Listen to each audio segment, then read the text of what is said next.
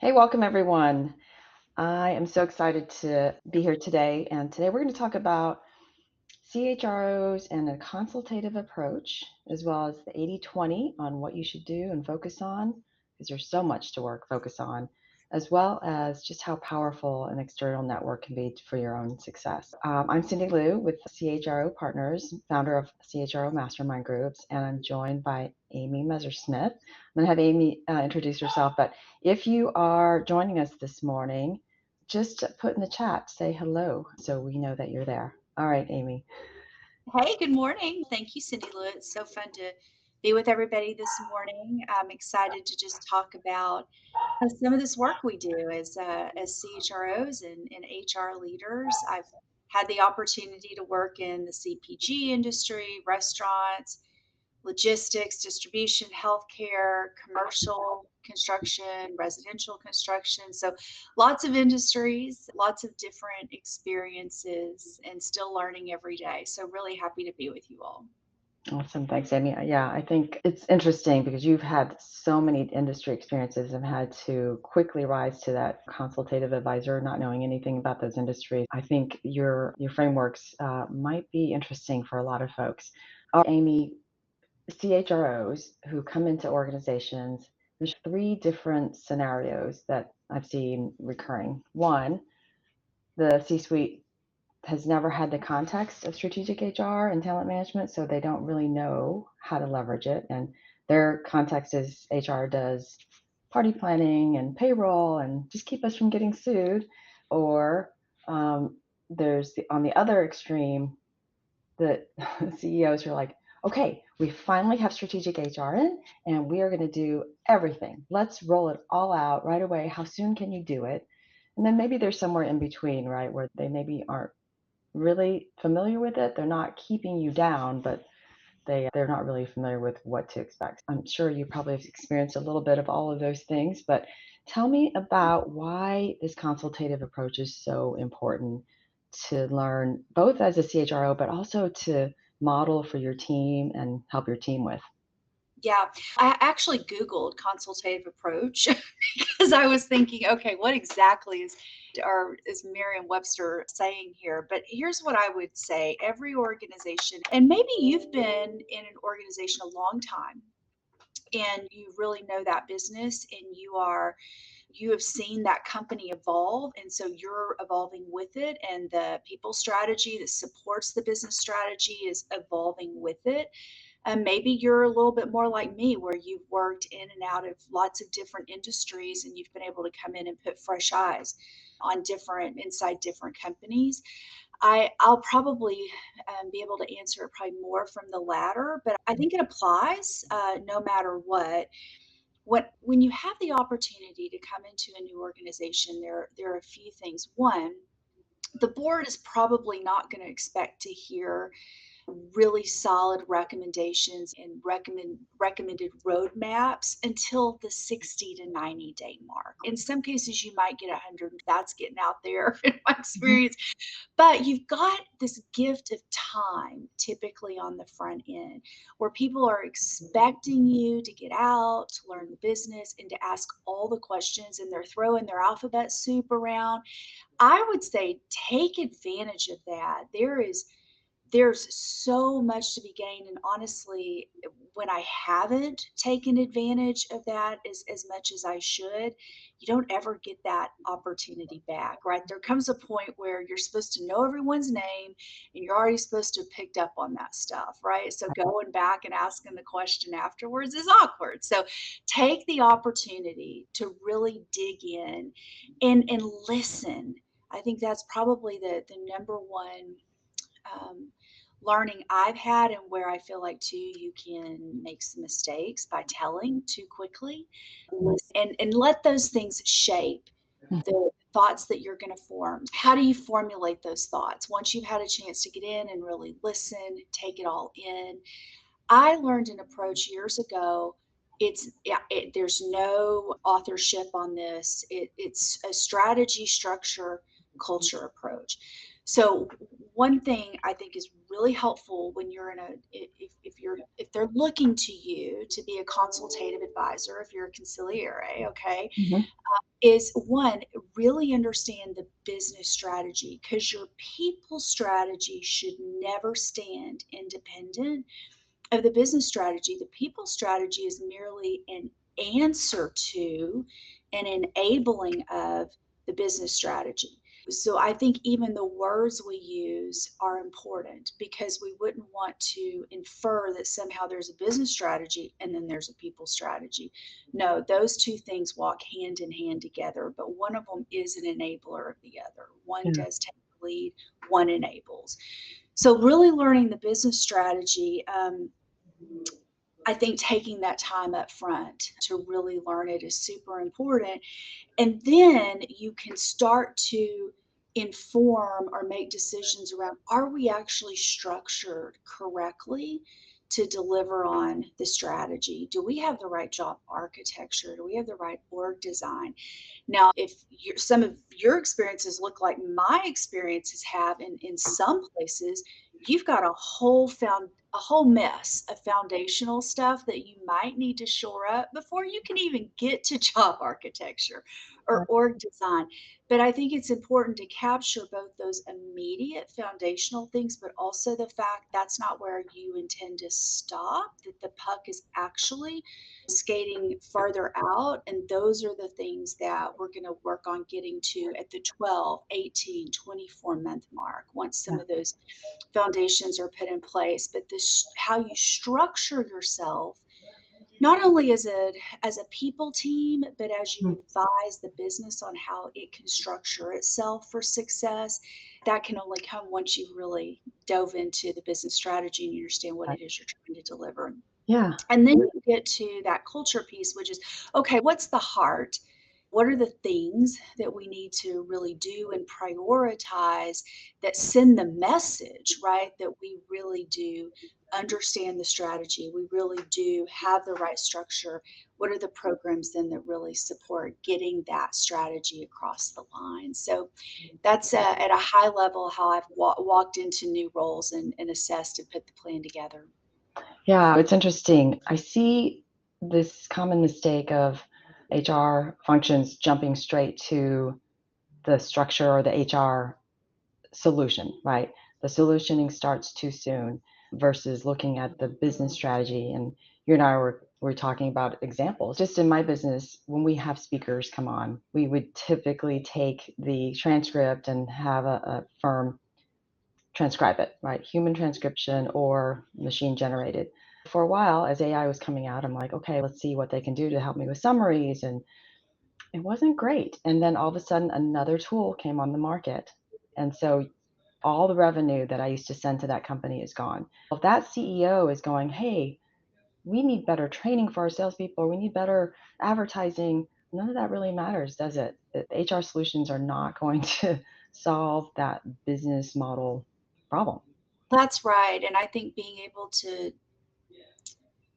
be I grew up at PepsiCo professionally, such a great company, have nothing but wonderful things to say about it. And one of the things that was just really like impressed into our DNA is you're a business leader first, and you think as a business leader first. Now, it may be that you also bring to the table a deep hip pocket skill in finance or brand marketing or talent and culture, but first you think as a business leader. And I think that was very helpful early mindset training, at least for me, because it has helped me not go straight to, well, what's the HR answer for this? Right. It's, hey, guys, I'd love to give you a people strategy, but we got a product issue, right? Or this is an actual business issue that we need a business solution for, of which people and talent and culture can be a part of that answer, but Right. it's probably not the sole source of it. And I think that's very value adding to those conversations when you can sit in the room, and we're not the saviors, right? Like I always think of HR as, we're great point guards. We don't make the shots most days, but we set the big guys up and the big girls up to make those shots. Yeah. And understanding that's often the role we play and being really savvy in that, and that you're not feeling there's no pressure for you to save the day. Don't put it on yourself. It's highly unlikely that the single answer sits with you. It's always a collective of the business folks at the table coming together and putting that puzzle Right. together. Yeah. Thanks, Amy. So before we go on to the next session, I want to just say hello to a couple of folks or some folks here. Good morning, Bronwyn. Nice to see you. Eric, thanks for joining. Mark and Lynn, Peyton and Rose. Oh my goodness. Chris, Chris, Marion. Rudy. Welcome back to the country, Marion. And Rudy. All right. Good to see you guys. All right. So feel free to drop any questions that you might have for Amy. Just so you know, there's a little bit of a delay. So if I don't respond right away, you'll know. Okay. So you come in, you've got this gift of time, you're learning, you're asking questions, 90 days, whatever, maybe 60, you're expected to be off to the races. And there's so much to do, whether it's your goals to get these things done, the vision that you've set for where the puck's going, or the CEO that's pushing you, or the C-suite that's driving more talent management and talent solutions. Mhm. How the heck do you guys pick? Seriously, you've got foundational, maybe you don't even have a systems of record. Maybe the benefits are a mess. There's not the right team in place, right? You don't have enough people. You've got business partners doing ER work. This is just like craziness when you first step in. How do you decide? Where do you spend your time? It can be craziness sometimes when we step in.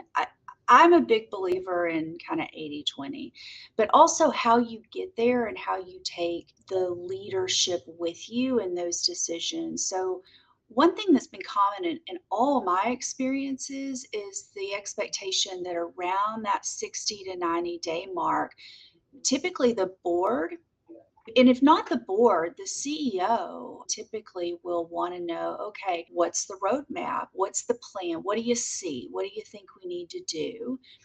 And so being able to about that time frame, tell the story, hey, this is a business strategy. This is where we think the people strategy can be truly additive, Mhm. really help move the needle. Now, listen, there's a timeline that we're going to have to work, and I'll show it like a timeline.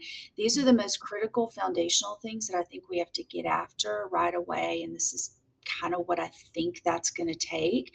But there are sometimes are some of those more aspirational things that you can, if not out front, behind the scenes, be working on. So I can give an example while we're getting our system of record to perform, right, and to do the things we need it to do. Mhm. Doesn't mean we can't be really studying what the analysis is telling us about the pros and cons of our benefits plans and how those are not meeting. So you want to be able to show in that timeline or in that roadmap, however is natural for you, this is what needs to happen. But there are some really big gets. And so I'm going to talk to you frequently about how we're progressing here and how we're getting closer to being able to do the more aspirational work. Mhm. And so focusing on the bigger long-term picture, even if it's just at a very high level, will set the expectation. And then you've got something to constantly come back to, whether it's in your leadership team meetings or perhaps the board does want to hear about it. But typically, in my experience, you've got one or two times a year that the board is looking to hear about what are we doing with an executive succession? What are we hearing and doing about team member feedback in the survey? And those are great times to be able to just throw a slide in towards the end that says, and by the way, let me just tell you how we're progressing in the work. And it keeps it top of mind because otherwise it's easy to forget. Yeah. Right, and if you're a CFO, a CIO, a chief legal officer, a CEO, you can forget, "Oh, yeah, we did talk about that. That was on the roadmap." And then you can find sometimes I've had colleagues find themselves in, "Gosh, now I feel like I'm stuck just doing this more fundamental work because that's how we've had to spend our time these last many months." And but if you can keep them walking the path with you, it's easier to transition out of that foundational, more administrative state to that next stage of aspirational work. Because the truth is just more times than not, you do walk into organizations where for whatever reason, there's just foundational stuff and you're just gonna have to fix it. Right. Oh, no, that's great. I think that's such a good reminder to continue to remind them of the vision because I've seen just so many CHROs get stuck in that state, right? Or they get pushed into that next level of work where the foundation is not ready for it. So, Mhm. for Mhm. example, let's go ahead and work on compensation. If we don't have the job architecture in place, it's going to be a little bit of Shot in the dark, yeah, yeah. that's a shot in the dark. Mhm. And the other thing too, when you think about 80/20, when you can lay that plan out and have that alignment and then revisit it at some frequency, what's great is the leaders will often they'll speak into it, right? They'll affirm it, or they'll give really good insight as to maybe why we want to reprioritize one thing versus the other. And that creates ownership beyond yourself. And that's I think that's really important because whatever we're doing for these people don't all work for me. Now, my job is to, from a big picture, care, right? Right. And try to do things that are good for the whole. But the people work for the other people sitting at the table with me. And so it's just as much their plan as it is mine. And so them having a chance to speak into it creates ownership and shapes it over time. And that helps too when you have to get ruthlessly prioritized. Mhm. Sometimes we go through seasons where we had the plan, but the business just isn't Yeah. doing what we need it to do. And so we're going to have to delay on some things. Having them at the table to help you be ruthlessly prioritized and what those are is helpful. And then you need to make sure that you're not giving up ground that is going to cut your nose off to spite your face, right? Don't make short-term decisions that completely sacrifice the long term. But I think those are some things that I've found important. And then the last I'll mention on the 80/20 is every organization has a tolerance for change and a pace that they can go at and a saturation point. And there have been I can think of a couple of times in my career when I ran faster than I wanted to run faster and could, except I'm not paying attention to all the other things that are saturating, right, this workforce and this leadership team. And I'm running on the things that I know are important to support the business, but they're having to do all of that. Like they're downstream of all of the stuff, right? So, really, I think the discipline to temper ourselves and go at a pace that the organization can actually do it. It's like the turtle and Right. you Right. wanna be the hare, but the turtle wins the race, and some days it's better to be a turtle. Yeah, Amy, that's such a great point. I want to dig into that a little bit more. And I want to just recognize, thank you for your questions. We're going to save those to the end if you guys don't mind, so that we can stay on track here. So thanks, Lynn, and hello, Lisa, for joining. Thank you. Yes. All right. So the other day I was talking to one of our members, and I was like, they were just like frazzled, like it was just chaos. And I'm like, the whole world feels a little manic to me right now. There's Mhm. so much change going on. People are exhausted. And I'm curious, how do you know when the organization's saturated and has is like, we can't do anymore, right? Like, this is just too much. How do you sense that? In many of my experiences, like, we talk about that as a Mhm. leadership team, because oftentimes your operating leaders, those who are at the tip of the spear of doing the business, delivering the business, Mhm. they're in my experience, the really good ones are always really in touch with the teams and the Mhm. temperament of their teams. And as more often than not, they're the ones saying, "Oh, people are tired. They're really tired. Okay, okay. Then what do we need to do? Do we need to tap the brake? Do we need to reevaluate the timelines? What do we need to do culturally? I really rely on my peers. And then I do try to get out every quarter to be a few times out in the field, different markets, listening for myself, seeing for myself. But also those build relationships. So people pick up the phone and they'll call you and be like, it's tough out here right now. Like people are a Mhm. little down and it's worn out. Okay, that's really helpful. Thank you. There are some things you can't take your foot off of. So maybe you're going through a big transformation and it's just business necessity. It's critical. You got to do it. So what else can come off the table? And that's where, as a leadership team, you don't ever want to be like off by yourself. You really need to be, and if that's not how the leadership team behaves, help them, like play that role. That's a huge value add of kind of helping bring those conversations out. Ask the question, how are people doing? What are you guys hearing? Yeah. Because they know. They, in my experience, they know. Yeah. And then you can have a really good conversation about it. Make decisions together. I love that. I love that discussion. I feel like we could spend a whole hour just on that whole topic. Marion, thanks for your comment. Ruthlessly prioritize, but still be agile and flexible enough to pivot if business priorities change. Awesome. Love it. Okay. Let's talk about one last topic, and then we're going to jump to your questions. Amy, I'm telling you, you are a master networker, and I just would love to hear how your external network has helped you, right, as an executive. Like nobody refers more CHROs to me than you. So thank you for that, number one. But yeah, how has that helped you? And how, as busy as you are, do you still prioritize that? Right? It's just one of those things that it's easy to push off until like you're looking for a job. Like most people will admit, like, hey, I'm just not good at networking unless I'm looking for a job. And then it's too late, right? It's not called networking anymore. It's called selling. Yeah, no, I've been there too. I look back and think about how, again, the sometimes the blessings of the experiences we've had, but within PepsiCo, kind of growing up professionally within PepsiCo, that was insular, but it was a really powerful network. And I was in the Frito-Lay division for the majority of those years, but we called on each other.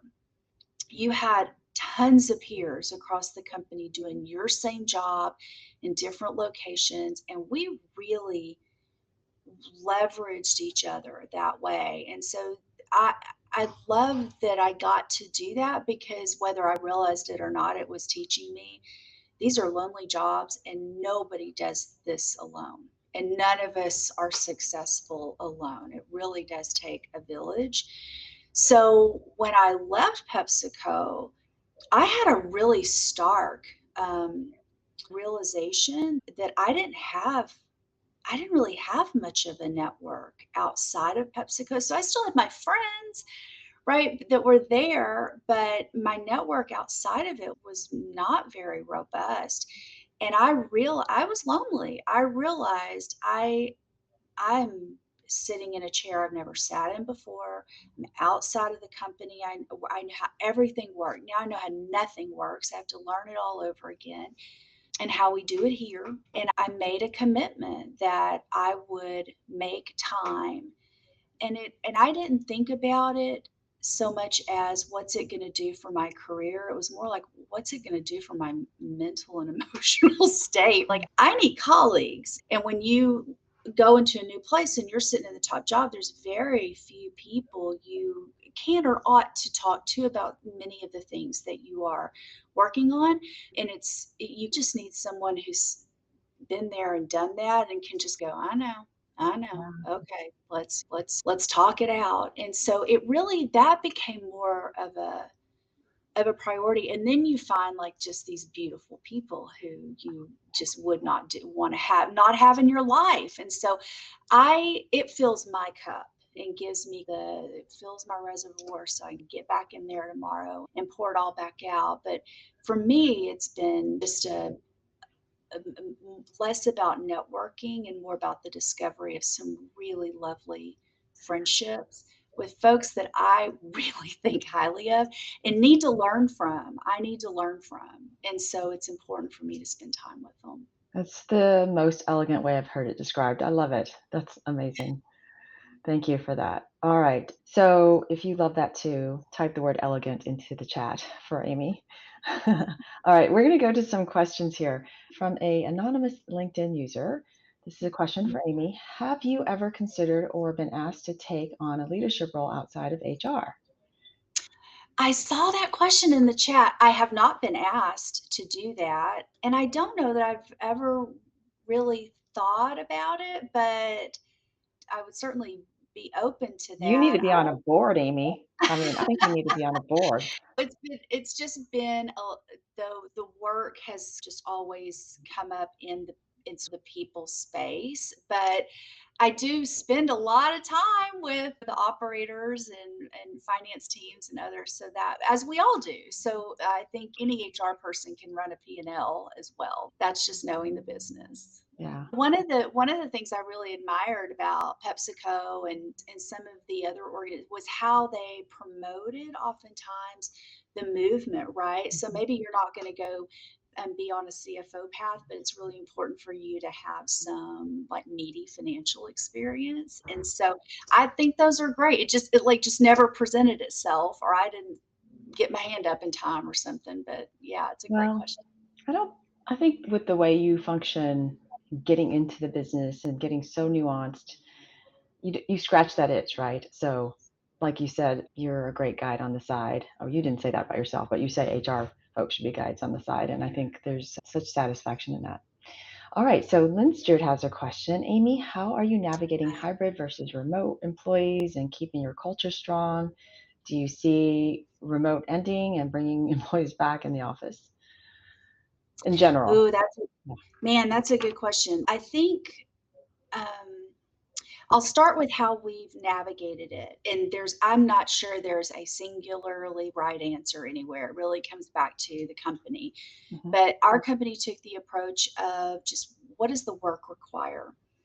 And some roles, arguably, we adulted very efficiently for about 2 years remotely. And so many roles, it would be hard to argue, couldn't be done remotely. Now, you can then debate the pros and cons of working collaboratively in person, working collaboratively remotely. You can have all those conversations, but a lot of roles really do allow for remote.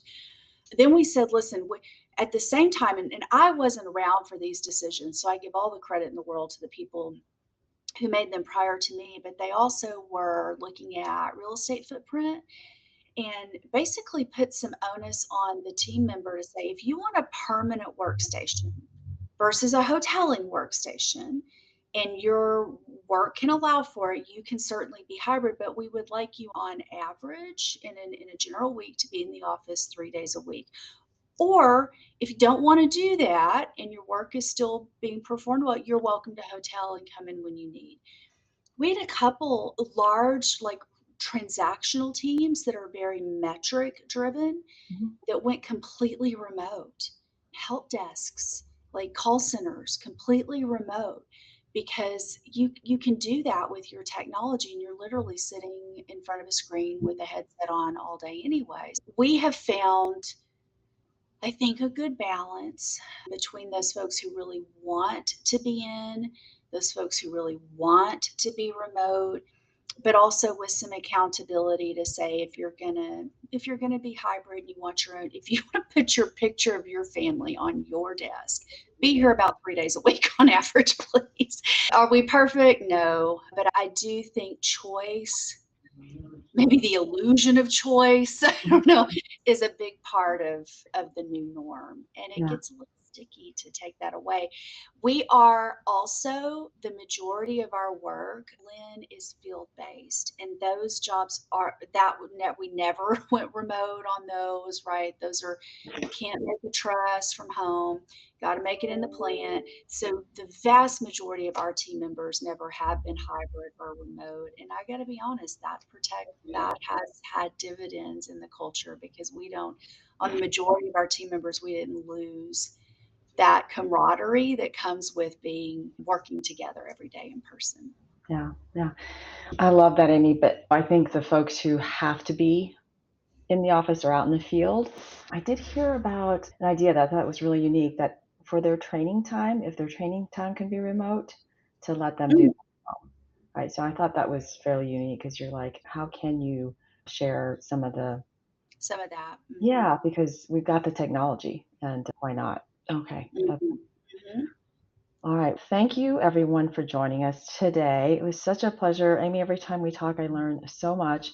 If you would love to meet Amy in person, we have a CHRO CPO event coming up this fall, September 13th at SRS Distribution. It's our big HR event. It's our 9th year, and Amy's going to be one of our mentors. And we're going to have a really fun mentoring exercise all day, not just a set time, but also we've got some amazing speakers. Our topic this year and workshop is five aspects of strategic geniuses, which every HR person wants to be considered more strategic. So if you'd like to meet Amy in person and live, and maybe even get some mentoring from her, ping me and I'll get you the link for more information about the big HR event. All right, Amy, thank you so much Thank you. for sharing your knowledge and your generosity. We will see you sooner than later. Sooner than later. Okay. Thank you. Appreciate